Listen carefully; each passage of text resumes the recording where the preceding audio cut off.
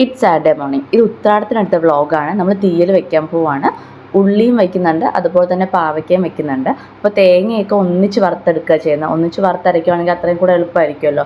അപ്പോൾ ഒരടുപ്പിൽ നമ്മൾ തേങ്ങ വറുക്കാൻ വേണ്ടിയിട്ട് വെച്ചിട്ടുണ്ട്.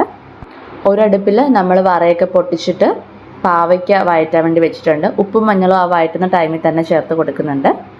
തേങ്ങ മൂത്തൊരു ബ്രൗണിഷ് ഷെയ്ഡിലേക്ക് വന്നിട്ടുണ്ട്. ഇനി ഇതിലേക്ക് നമുക്ക് മല്ലിപ്പൊടിയും അതുപോലെ തന്നെ എരിവിന് ആവശ്യമുള്ള മുളകുപൊടിയും ചേർത്ത് നന്നായിട്ട് മിക്സ് ചെയ്ത് കൊടുക്കാം. ചെറു ചൂടോടെ തന്നെ മിക്സിയുടെ ജാറിലിട്ട് നന്നായിട്ട് കുഴമ്പ് രൂപത്തിൽ അരച്ചെടുക്കാവുന്നതാണ്. തേങ്ങ ഒന്ന് തണുക്കുന്ന ടൈമിൽ നമുക്ക് വറ പൊട്ടിച്ചിട്ട് ഉള്ളി ജസ്റ്റ് വഴറ്റിയെടുക്കാം. ഉള്ളി പെട്ടെന്ന് വഴന്ന് കിട്ടാൻ വേണ്ടി നമ്മൾ ഉപ്പും മഞ്ഞൾപ്പൊടിയും ചേർത്ത് കൊടുക്കുന്നുണ്ട്. അതുപോലെ തന്നെ പാവയ്ക്കയിലേക്ക് നമ്മൾ വാളംപുളി അല്ലെങ്കിൽ പിഴുപുളി എന്നൊക്കെ പറയും, പിഴുപുളി പിഴിഞ്ഞ് കുറച്ച് ചേർത്ത് കൊടുക്കുന്നുണ്ട്. ആ കയ്പ്പ് അത്ര എടുത്തറിയാണ്ടിരിക്കാനാണ്. അതുപോലെ തന്നെ തേങ്ങ അരച്ചതും ചേർത്ത് കൊടുക്കുന്നുണ്ട്. ഇനി ഒരു 10 മിനിറ്റ് സിമ്മിലിരിക്കട്ടെ. നമ്മുടെ കറി തയ്യാറായിട്ടുണ്ട്. വീഡിയോ ഇഷ്ടപ്പെട്ടാൽ ലൈക്ക് ചെയ്യുക, ഷെയർ ചെയ്യുക, സബ്സ്ക്രൈബ് ചെയ്യുക. മറ്റൊരു കാണുന്നവരെ